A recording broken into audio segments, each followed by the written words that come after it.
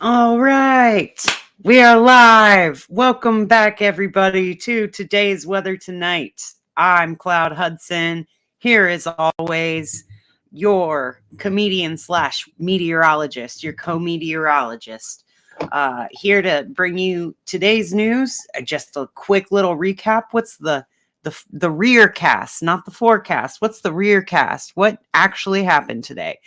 So let's start out with today's planets. Let's start on the big scale because today is a Jupiter day and we're in a Jupiter hour. So we're going to start on the big scale. Very fun. So let's start by looking at Jupiter, of course.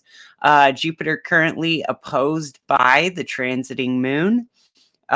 Moon is in detriment in Scorpio and exalted in Taurus, but I don't know. I feel like this is really challenging the moon in Scorpio to just be chill. Just okay. I know you can be intense. Just be chill, and you can get so much more intensity out of the chill factor. Scorpio being intense and Taurus being laid back stereotypically. I feel that it's a lot better. I don't know. I feel like it would be really intense to have the moon in Taurus and Scorpio Jupiter, but I like it the other way around, especially because Mars and Venus are both in Capricorn right now. Venus being the ruler of Taurus and Mars being the ruler of traditional ruler of Scorpio. And they're not within making aspect to each other. So I don't think that we're looking too bad, honestly. A very empty Scorpio. I think is this a void of course moon? I don't really study that part, so I'm not certain about that. We got that completes an isosceles triangle with making a trine to Saturn, and that offsets the like accentuates the Saturn Jupiter sextile. I think that looks really good for that pleases me for some reason, and I can't quite put my finger on why. If we had a slightly further ahead Pluto, this would be making a T-square, but thank goodness we're not there. But we are just about to get Mercury moving into Aquarius. Now, I am friends with somebody whose birthday is today that has, I think, all three of these planets in Capricorn, and I can tell you they make for a delightful human being who is also very good at technology. Like, just gets it. And I feel like this will be a day where you'll really figure out what your lane is with the actual action making and job rank and file duties of putting your technology into daily practice of a career, or getting your shit done thanks to technology, not hampered by it. Let's see. What else is sticking out to me? Not a whole lot. I'm still, I guess we have today the exact sextile. Very soon we'll have the exact sextile between Mercury in Capricorn and Neptune in Pisces. And again, I feel like that is psychic. That feels like officially communicating. The real official communication is a psychic message, which, how fitting for this show.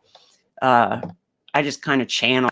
I'm not thinking super consciously. I've done a lot of the conscious thinking all my life, and now that is my material reality, is that I have a brain that contains all those thoughts, and I channel a little bit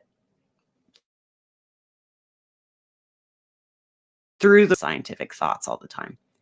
Oh no, did my computer froze?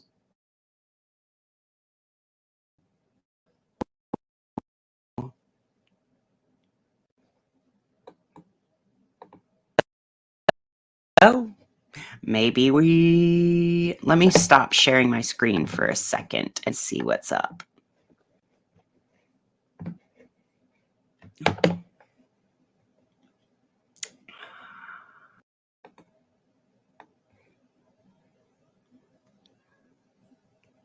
Let's see. Okay. I'm just going to close this browser. See if I can close that window. Oh, no. Okay. Now it's going.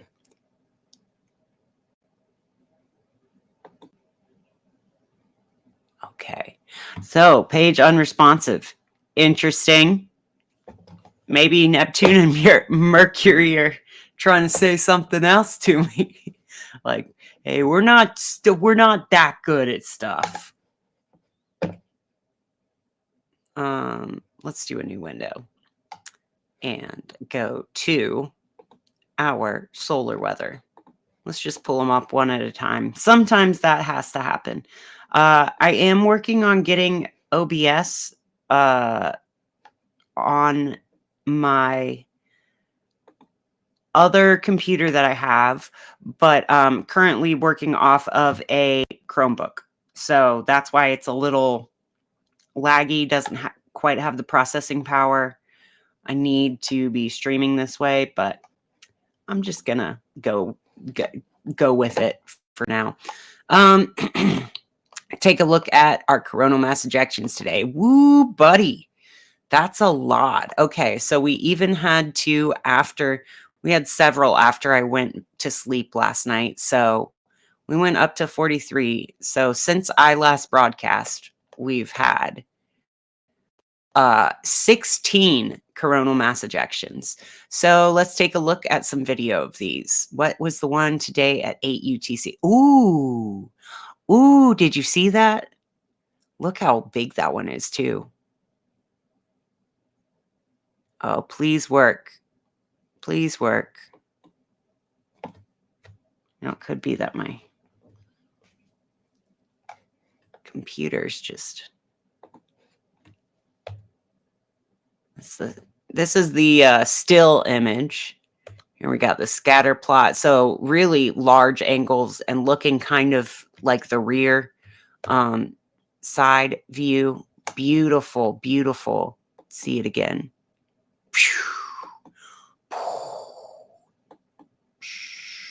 I wonder if that increased the proton flux. We'll have to see. Oh, and another one in the same area right after that. Beautiful.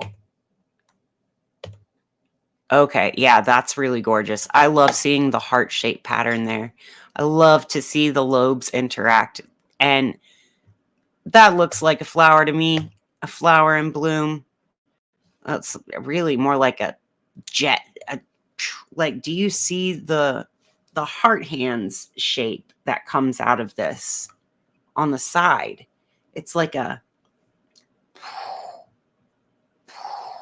This looks like heart eyes from the sun, honestly. If I'm being honest, I'm seeing this as heart eyes from the sun. Let's go see what that had and what impact that had on... Oh, man.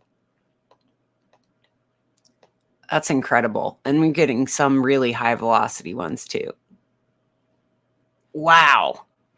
Look at that. That's a really... I want to see where this one happened. Got some really high velocity mass ejections on this. That's incredibly powerful. That's super fast. Let's see how this plays out for him. Let's go to our dashboard, our solar weather dashboard. Yes, and you see we've got all these new slash old, new to this rotation, but old from the previous rotation. They made it through the journey to the other side of the sun. And now these spots are coming back. Familiar numbers we've seen before, like 3569. Really, really active region here. I see this diagonal line as something to watch. And something else to watch is this coronal hole here, because that'll give us some nice solar wind to push anything out that comes out of these sunspots. 3567 is in a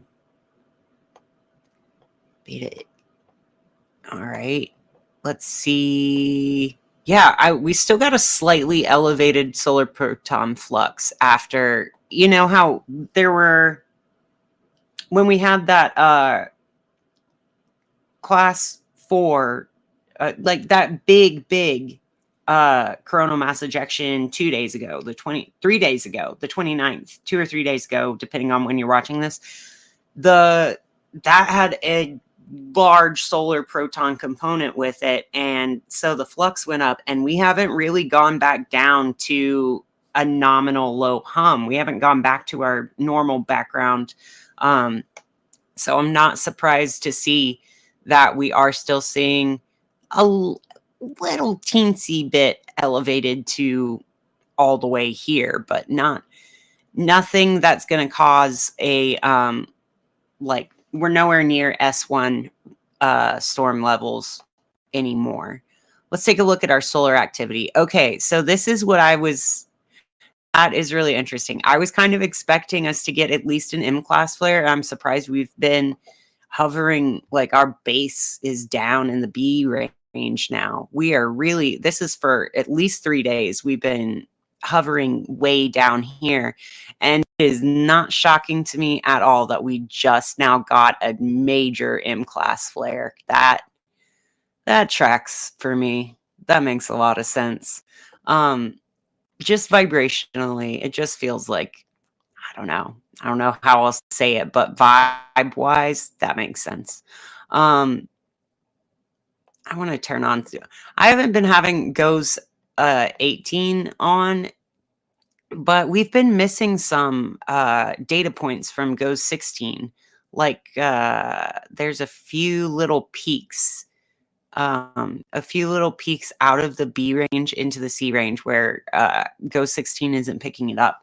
So really cool stuff. Let's take a look at let's see if they've modeled any of these previous launches yet. Yeah, that one looks like we got a good Earth-directed component. That is spot on. Look at that. Yeah, I mean, that is definitely modeled to hit Earth on, let's call that the 4th, 5th. The 4th and 5th. I mean, and that is honestly when I'm expecting some big weather this weekend. I'm expecting some big weather, and this is a pretty much direct hit, guys. Don't get scared by the words direct hit. I just mean we're going to be feeling something. There is going to be some big something this weekend. That is a beautiful, that's what you want to see if you want to get hit by a solar blast. Let's see if if the Space Weather Prediction Center has got this part modeled yet. Waiting for the blast to come. There we go. So they're showing it going off a bit to our north and west. Bit north and west of Earth being the main component. But you can still see right here, you can still see the plasma density it's denser here, and it's faster in the wake flow, in the eddies. So this is the velocity, and this is the density. So this is like the stuff, and this is how fast the stuff is going. And the reason you see what looks like a hole here is because they're kind of inverse to each other, usually, roughly. Not always, but you can see there's it's like shearing eddies almost in this little mushroom tip thing. These two lobes are being pushed, their wind being pushed out of the way so fast by this fast solar plasma ejection that's coming through. You get the thing or not the thing, and not the thing moves faster, and the thing is what hits you. And it looks like we're going to get hit by the thing instead of just getting some fast breeze from the not the thing. Does that make sense? I think it makes sense. I think that's the most sensical way to say it, actually. But yeah, look, it still won't let me play for some reason. But I am just, the Enlil is giving so much right now. And it looks like it'll be a little bit more on the northern side, like the main axis of this is going to be more on the northern side. So let's hope that everybody's technology is squared away pretty well. And by squared away, I mean in Faraday cages. No, I mean, it's not going to be that bad. I'm just saying there's, wow. Ground yourself, get your chakras aligned, get your salt, get all the things you know you need to take care of your body. Say your prayers. No, I'm not saying like say your prayers, but like, you know, just be ready. Things might be mentally, electrically stressful this weekend. All right. Who buddy? Look at the magnetometers over in Europe. That's really cool. So they're arranged. I read into this. They're arranged north to south, and you'll see anything coming into higher latitudes and like making its way downward. You'll see at the top first, and down here in the bottom.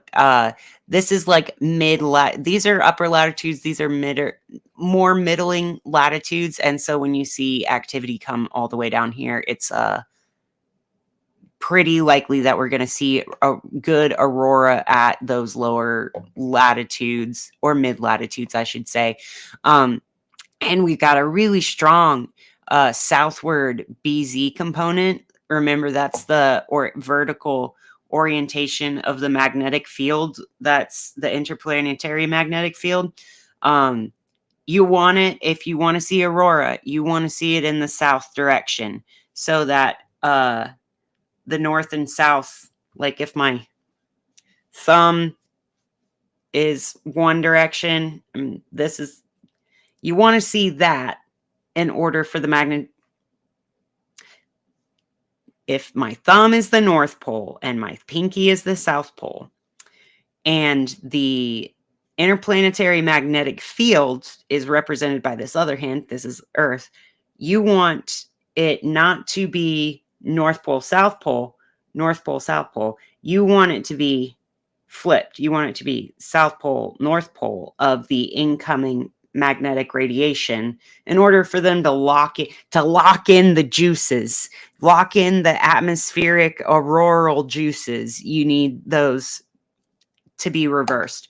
So that's why this looks really, really positive for a aurora. I'm thinking hemispheric power's up. The KP index is down, but that means that if anything came, it'd be cool, but it doesn't seem like we're going to see a whole lot. Maybe just, again, in like Arctic Circle land of Canada. Type 2 radio emission. Let's see. We've got beginning Friday, February 2nd. We've got a bit of we're probably going to see radio. We're going to see, you know what? I don't know what that means. We got type 2 radio emission coming, folks. All I say is I see the weather on the screen and I say it. It's up for you to decide what I'm talking about. Okay, so we're ramping up. Looks like we are coming out of a little pullback of the slingshot era into a big weekend. So let's go down to the atmospheric level and see what that big weekend looks like on the weather maps, because Ooh, buddy. There's some really cool weather happening right now. I don't mean temperature cool. I mean interesting cool. Look at these complicated fronts. This is a kind of a fucked up frontal analysis map, if you ask me, but that's because this is a little baby echo of what is off this page over here. Matter of fact, let me just go ahead and take us to GOES satellite instead of looking at this, because this is going to make more sense visually to me. And I tell you guys what makes sense to me. Still got a nice like backflow component over here, but this is the big one we're looking for. And this is the first band of moisture from the Pineapple Express type of storm that we have out here over the West Coast. And this is that little weird little backflow. I want to see this. I want to see this on analysis of I want to see the upper level winds on this, because that is some crazy. What is this even? It's coming from here, diverging and going northward, but also going heavily eastward and southward. This is another stream of tropical moisture coming into the south. Here we've got another low. This is that low that we just had a like rainy, miserable start to the weekend. It is whipping itself up into a frenzy out here, probably to hit Iceland and other parts of Europe. And then we're seeing it's trying to be a front right here. Let's see let's look at the microwave actually. Day-night micro combo. Let's see. Yeah, okay. We can see the cyclogenesis happening out here and some slight, it was looking like it was generating its own cyclone yesterday, but this looks more like a front to me. A front for what? No. This looks like a front swirling itself back into high pressure up here. That'll probably keep, that looks like it'll keep some cold air brought into much of the northern plains. Really, this interesting line here, we've got some shear available, we've got some divergence available, we've got some really high icy clouds. Looking mostly at, again, what is the dark blue is 6. Dark blue is high thin ice. Okay, thick ice water cloud is 10. I don't like this. Isn't really tan. Let's see this. High, very thin ice clouds and high, thick clouds in the red. This is the storm. This is the storm. Let's take a look at the GOES west. GOES west. I want to see this one. Okay. Look at that. Okay. So all the way from Hawaii into the Southern California region. This is why they call it the Pineapple Express, because it's an atmospheric river that starts in Hawaii and makes its way up to California. And that's what causes this nice, beautiful availability of spiraling tropical moisture with polar air masses. And you can see more of these echo eddies, what I'm calling echo eddies. Like this out here is so big and chonky. I think there was a National Weather Service discussion about this storm that literally called it a chonker the other day, which I love that they're getting as goofy with it as I am. But I'm just here to inject some levity into the weather because God, we need that, you know? look, beautiful, beautiful. Look at all of this cumulotype cloud formation out here, and a compensating, here's another cardioid curve, another uh, low pressure cyclonic direction of spin, followed by the anticyclonic direction of spin, and then back to cyclonic. We're getting the waves. That's what shows you that this is a ginormous storm and a beautiful ratio of speed to size with the atmosphere, because it's making those nice shear eddies in the horizontal like these are shapes that you see usually in small cloud, like details you notice in the clouds. And when the cloud starts to fractal out and do its own, like this looks like a Kelvin Helmholtz wave, but in the shape of the storm. So it's really cool. I think that implies that there's some like aerodynamic shear type situation going on just with the horizontal plane of this storm. So that being said, we've seen a lot of rain making its way onshore in California. We're seeing a lot of like moist air, freezing. Matter of fact, let's just go to watch the analysis. Let's look at the real-time analysis of today, because I'm just going to keep talking about how beautiful the swirls are if I don't get onto the subject of what actually happened today. What is the show about? It's about me telling you what actually happened today. Let's take a look at our temperature map. Warming up significantly. Not significantly, warming up a bit. This is that more cold air mass. That's what I'm saying is getting backwashed into the, there's a lot of spin up here that's keeping this cold high present above most of the plains. That's why we're looking at like marginal freezing temperatures, marginally freezing temps here. And I mean, let's hit play.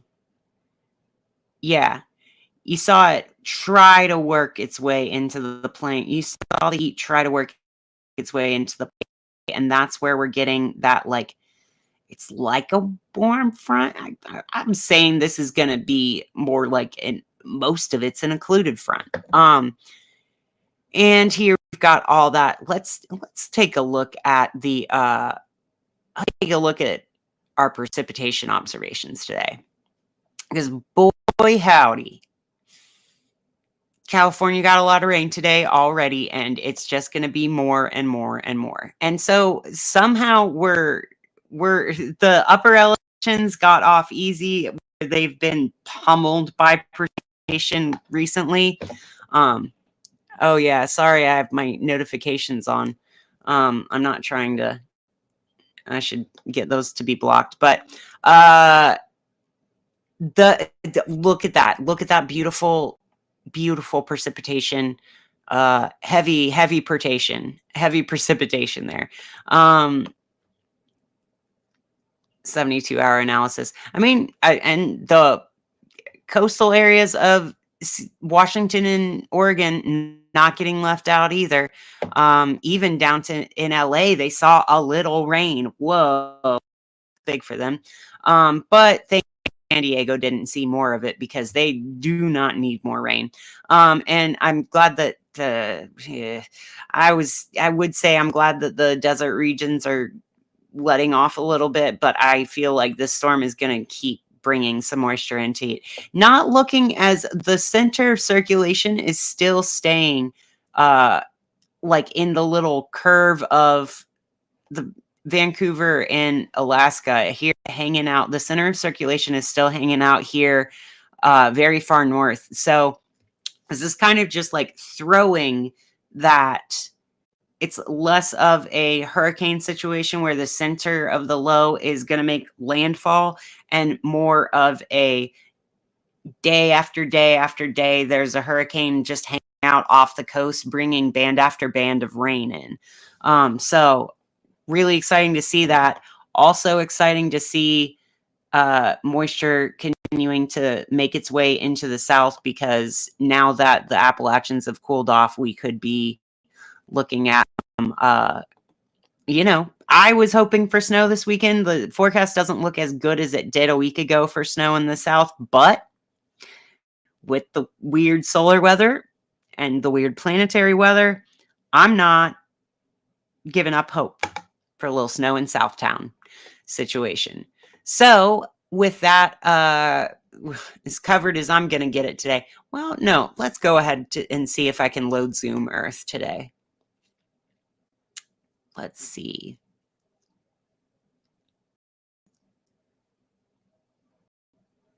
All right.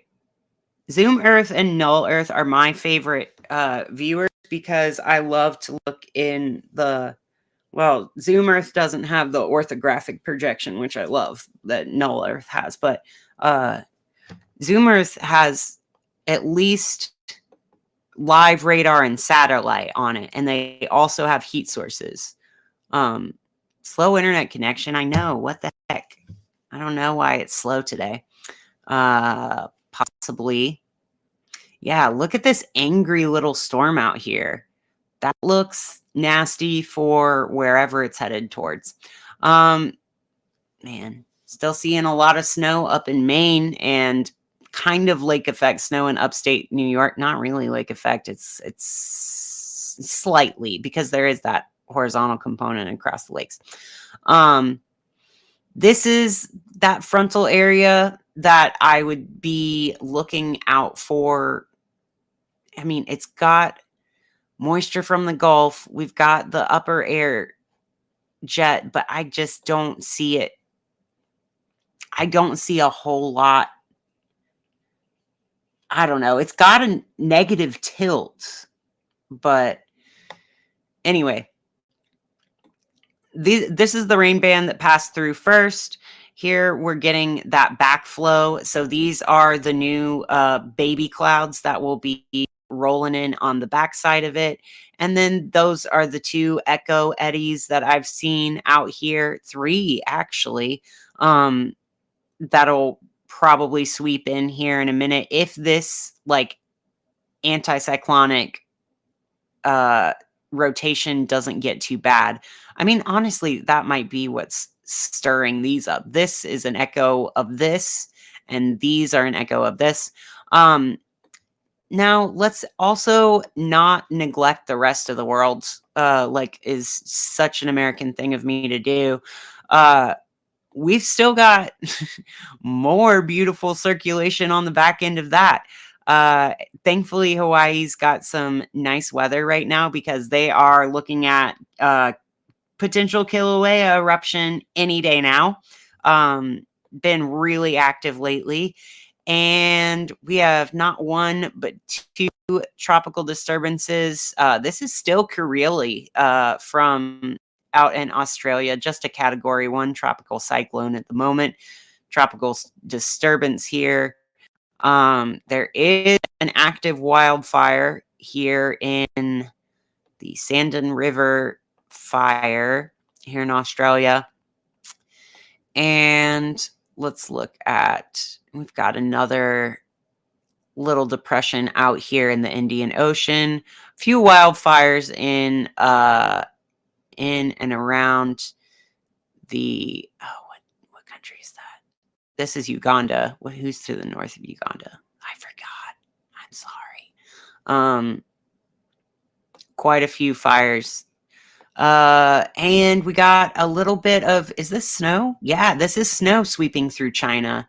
Northern China in the sea, not the sea, the desert, the land sea, the desert, the land sea, also known as the desert. And I feel like that is primed to swirl into here.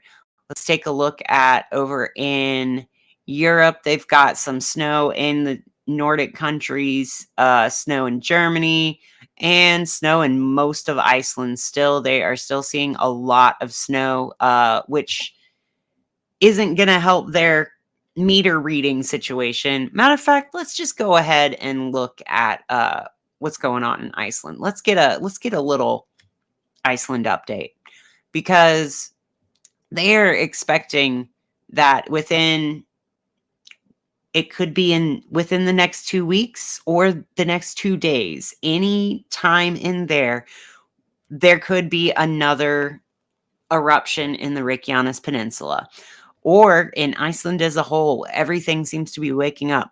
So we have a few recent quakes. Most of our quakes still stacked in this Grindavik Thorbjorn region. The uplift has not slowed down. In fact, some places it's increased. So the ground is it's like a massive cystic acne that just can't find a way to rupture yet. And so for weeks and weeks, the ground has got this big boil on its face. Like, oh my God, there's so much pressure here. It hurts. I wish it would just pop open. And that's the explosion. So we really need to be mindful that it could explode at any time. Just like when you have cystic acne, you shouldn't scratch your face, because you might scratch it and accidentally, what would a scratch be in this scenario? Maybe like a radio storm or like a solar storm. I don't know. Maybe we'll have one this weekend. I really feel like it would be cool to see if the Enlil model was right, and getting that massive wave of that little elevated solar wind this weekend at the same time as a lot of crazy weather and a lot of earthquakes going on. I feel like we might see both Iceland and Kilauea erupt this weekend with the arrival of that solar storm. So that would be really cool. But what are we seeing right now? We're seeing activity throughout most of the the Vatnajökull area, and also in the northern fjords, or the North Atlantic, I'm sorry, the western fjords. Yeah, not seeing any out on the coast, but let's go ahead and check out our earthquake map so that we can compare, because this is what's going on in Iceland right now. Just remember, because this earthquake fjord does not have Iceland data on it. All right. Looking at... All right. Let me make sure that I've got the ranges right here, but looks like we might have had another deep quake in Brazil. Let's go from yesterday to today. Magnitude all, depth range all. Thanks for being here with me, y'all. I love to see... Oh, I see a chat. Oh my goodness, I didn't have my chat open. What's up, Cloud Hudson? Hey, Nathan Retta. Hi, Nathan. It's nice to see you. Thanks for making it to the stream. This is what I do every single day, and I'm just taking you with me on my journey through time and space, which is to say, reviewing the weather, my weather review. Okay, so that was not an accurate read. Okay, let's go to satellite. So from yesterday, we did have another Mid-Atlantic Ridge quake. That was yesterday. We had lots of quakes yesterday that I never got the chance to review. Finally, they've reported one in Austria. We have seen we've seen data points in Austria on global quake for weeks, and they have not reported a single official quake. We've just seen a lot of tremors. But finally, we are seeing a report of a magnitude 4 at a 5-kilometer depth here in Schottwien, Austria. Schottwien, Austria, 2 kilometers east southeast of Schottwien, Austria. That is a shallow quake to be a 4.5, if I do say so myself. But Kyrgyzstan would beg to differ because they've been seeing shallow quakes in this magnitude range for a week now. Aftershocks, it looks like maybe their aftershocks are finally calming down. But that doesn't mean that the energy doesn't propagate outward, because look at this. Look how evenly spaced these three are. It's almost like this. I'm not saying caused the others. I'm saying it's almost like the energy that was stuck over here in Kyrgyzstan is finally not found enough release and has gone through the plates to pop up at symmetrical points outside of that. You see that right on the other side. We've got the Noto Peninsula in Japan, and we've got here in Austria, and the middle right here on the China-Kyrgyzstan border. So very interesting geometry with that. Let's talk about geometry some more with what we're looking at on over here in the Philippines and Indonesia. This is the Philippine Sea and northern, the Mariana Trench area are all convergent plate boundaries. This is one plate that's getting swallowed up from all sides, attacked from all sides. And we see a similar magnitude here in Barcelona, Philippines at 5.1. And this is a 5.1. Only this one here at the Marianas Trench area of it is at 10 kilometers depth, while this one was all the way at 59 kilometers depth. But the Philippines have been seeing more activity at that lower, like middle, lower, shallow, the second tier down shallow quakes in that 33 to 70 kilometers range.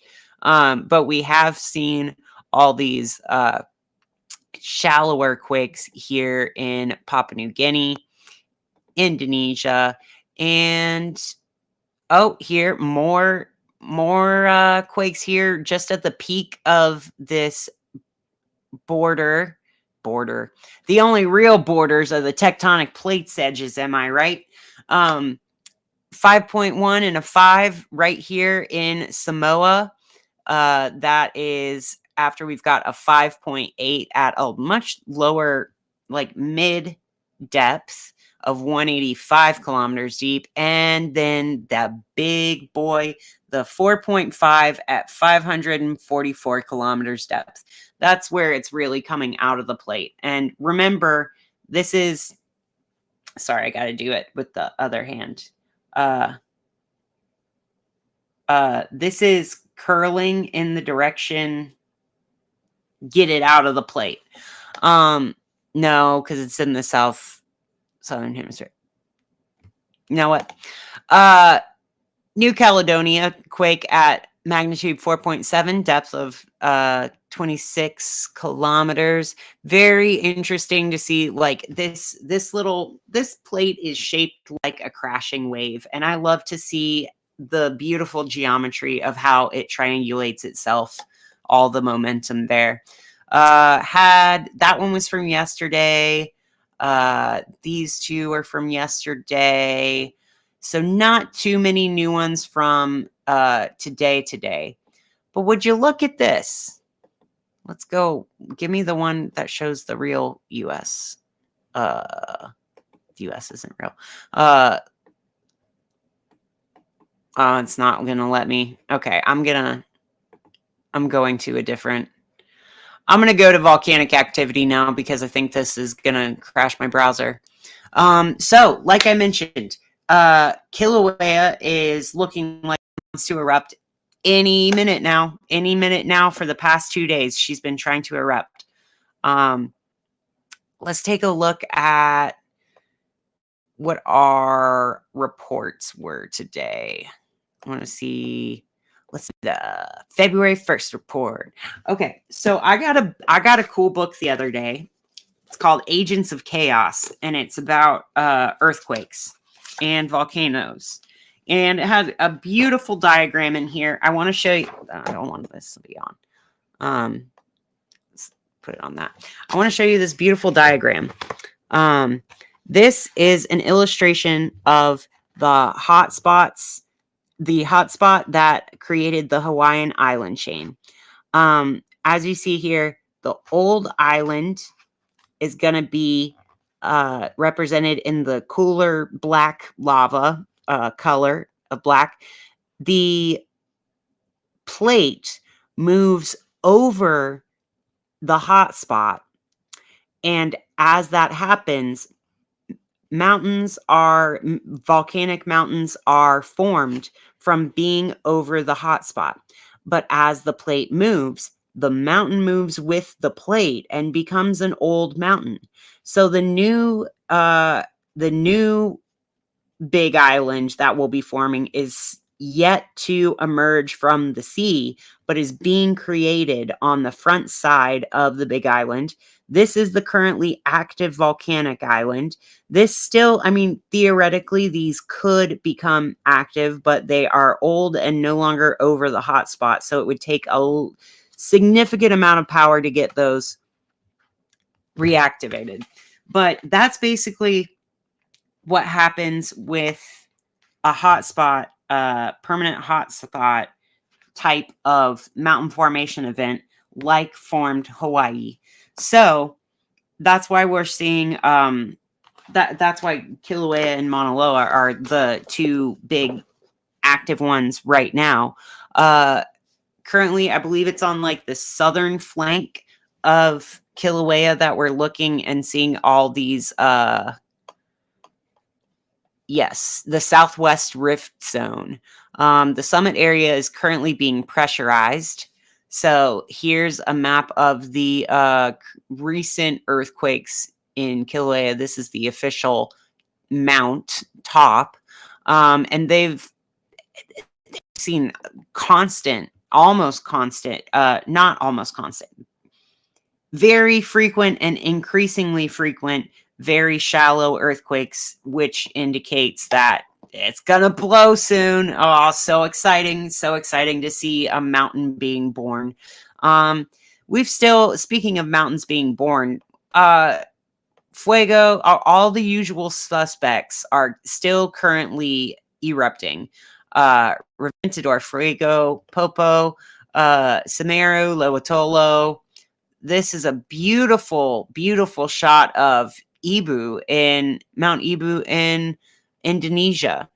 That is just a gorgeous shot of the volcanic ash emissions. Now, remember that those can be dangerous for air quality and those with at risk of respiratory issues. So that's one of the main, other than lava, that's one of the main maps that you make and warning and hazard maps that you make out of volcanic activity is where the wind is going to go. So that's the most connection that a lot of people make between these geological volcanic activities and the weather. That's about as far as the connection goes, is like, what is the weather going to do to the ash plume? Not, is there any connection between the thing making weather happen and the thing making earth weather happen? But I digress. So here's up here where they were talking about the update from Rearcast. Could be within 2 weeks or days. There's, oh God, it's always trying to show me survival stuff. I wonder why. Hey, that's not what I wanted.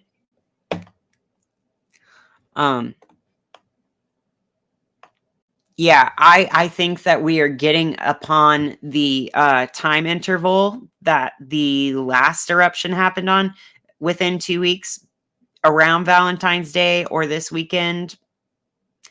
Maybe at the same exact phase of the moon that the moon was. I don't know. we'll have to see. But we are looking like the eruption will be closer to the Svartsengi area rather than the north of Grindavik area. It looks like Mount Thorbjorn is where there's a lot of uplift. And if y'all remember, this is Mount Thorbjorn right here. This is the one that still has not become depressurized since this started. This is a slightly different magma intrusion, they're thinking, than this one. So this has been boiling and boiling for months now, and it's been depressurizing here where there's less built up, there's less earth to go through because it's lower elevation. There's not as much crust to melt off to get through to the surface. But if you think about a rising water table, it's like a rising magma table, but very different. It's like that, but it's completely different, you know? I expect this to be, and there are people in Grindavik again. Everybody's back home, so that's fun. I think that at this point, most people are just coming back in to move their valuables out and try to salvage what's left of their lives and try to pick up and make it somewhere else. But yeah, weird times we're living in where you just gotta, oh yeah, this town's been here 800 years. Now you just gotta go somewhere else forever. Really weird. Mount Michael and Mount Erebus still erupting. What's going on down there in Antarctica? Seems fishy. Why is there no one down there? Sounds fishy to me. Probably a lot of fish. Let's see. I think I want to go ahead and close this out with a reading now. I'm gonna stop sharing because my computer's been having a bit of a time today. Let's go ahead and get a reading from the cosmos, from the cosmic layers. If anybody knows how to tune ting ting bells, please tell me, because I can't quite get these knots correct for these to be the exact same frequency. And it's not as calming when they're not the exact same frequency. My mom always tells me that my picture looks like my hair. And I think today I finally see that. Look at that. It looks like I got little Taurus horns. I got little bull horns. I'm the little baby bull. I am the baby bull. I'm a Taurus. If you couldn't tell by me having a show about how vibes are literally material concepts and vibes are real. That's my opinion. Yeah, I'm a Taurus. If you couldn't tell by the ultra materialist beauty of my vibe, it's like, oh no, I mean literally everything is vibes. I don't mean metaphorically. I'm talking literally everything is made out of vibes. You couldn't have a thing without vibes. Okay. Let's go ahead and see what the cards have to say rather than me for a second. All right. That does look cool.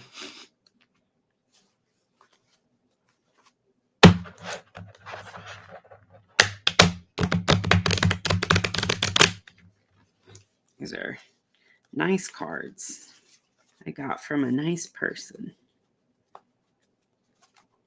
Let's go ahead and do the top one here. Ah, nice. I'm doing both of these. All right, top two. First, we've got, what's my big hurry? It's all for joy. All is well.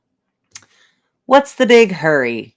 with a little rabbit, like little Alice in Wonderland Russian rabbit. He's always late. What's the big hurry? You're not ever going to get it done. So what are you racing toward? That sounds so defeatist. Every single activity that you're involved in is for one purpose only, and that is to give you a moment of joy. That's why it all exists. Lighten up, laugh more, appreciate more. All is well. Now, this is the mood I am constantly in, and it annoys the fuck out of people around me because things have to happen sometimes. Yeah, sometimes you do need to do things, but I wish everybody else would get on my vibe just a little bit more with what's the big hurry? Be here now. I'm not even trying to quote the movement or anything. Like, literally, just vibe. If everything's vibes, just vibe. But that is balanced out by the second card we pulled, which is, it is not my responsibility to convince anyone of anything. So as much as I want to preach about how we all need to slow down and relax and enjoy the current moment because every current moment can be a destination, it is not my responsibility to convince anyone of anything. It says, make your decision about what you want and set out to create the life experiences that you choose and allow all others to do the same. So, beautiful, beautiful message here. I really enjoy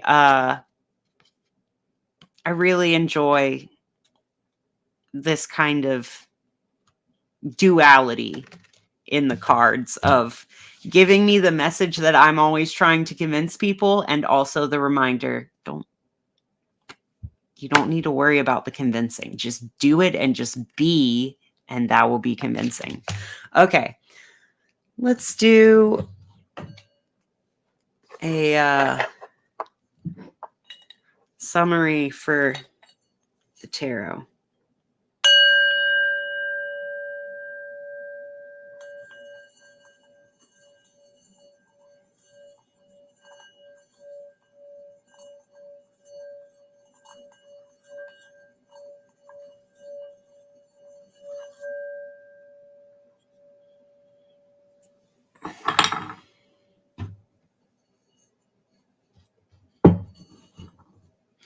All right.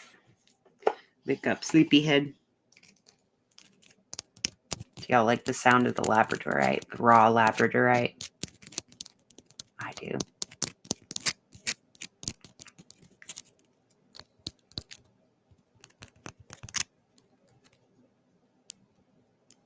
Gorgeous. Gorgeous. Okay.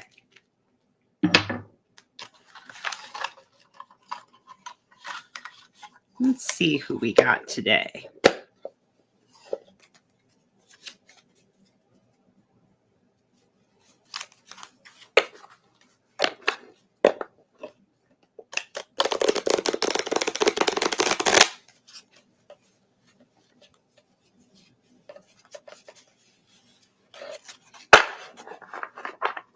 Let's see.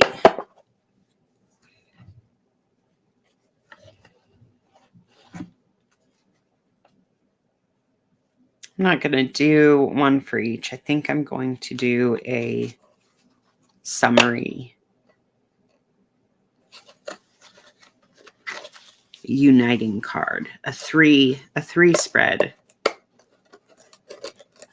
With these two oracle cards representing the two aspects that my tarot card is going to unite and represent.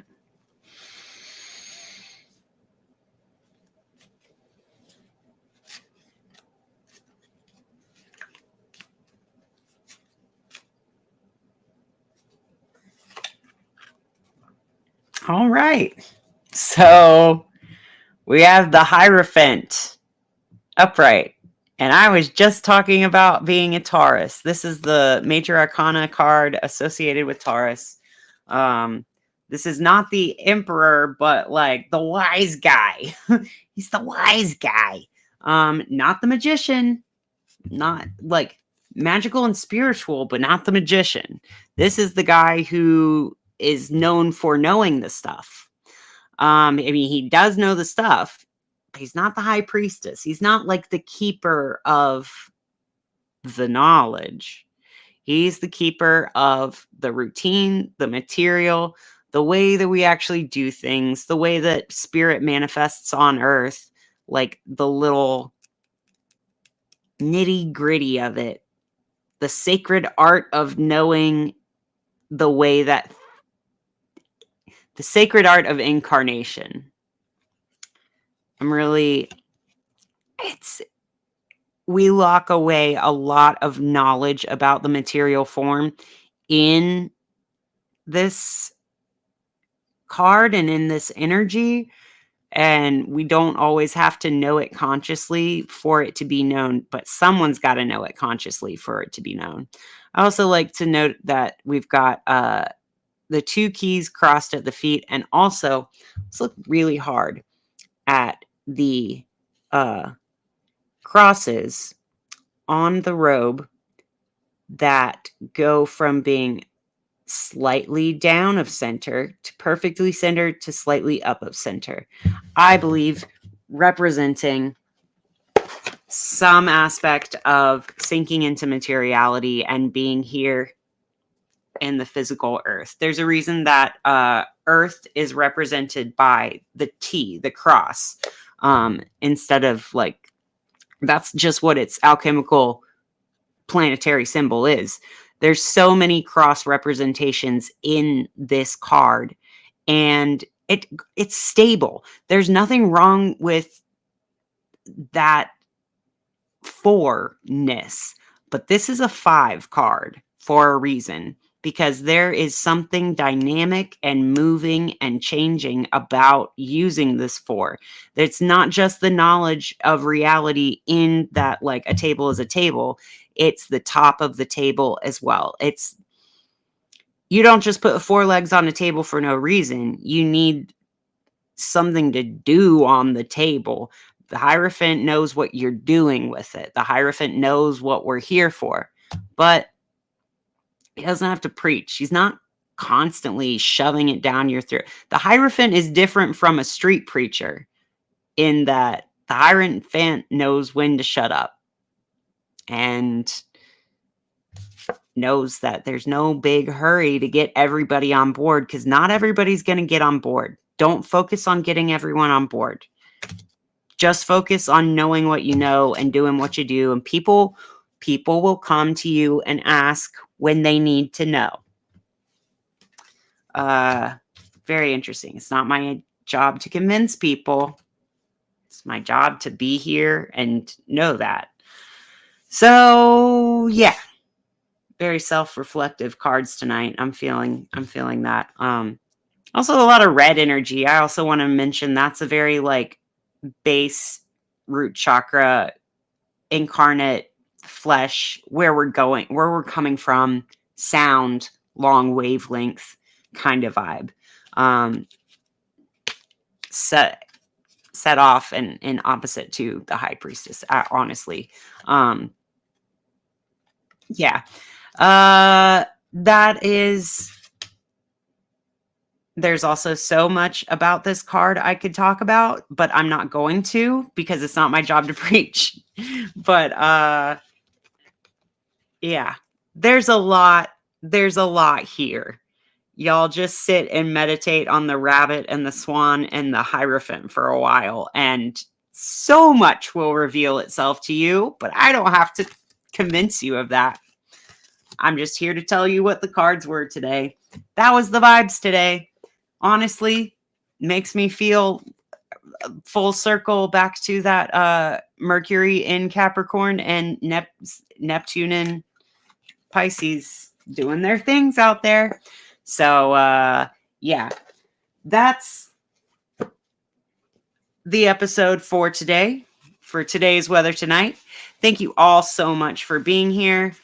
As I said, my name's Cloud Hudson. You can follow me on YouTube, Twitter, Facebook, all the Instagram at Whoa It's Cloudy, but really just follow me over on YouTube and join the community page. Join my community page and become part of the community, because I share a lot of very interesting videos. I share my sources on my community page, and these people know a lot more about their area than I know about their area. But it's so fun to see people be experts. So I'm over there sharing other experts, and I would love to see your comments about it. I want to know what you're an expert in too. Everyone's an expert in something. So figure out what that is and comment it down below, because I would love to know that. Okay. I love you all very much. Have a great evening. Take care of yourself. Drink a lot of water. That's all. It's the last thing that came to mind. Drink a lot of water. Have a good night.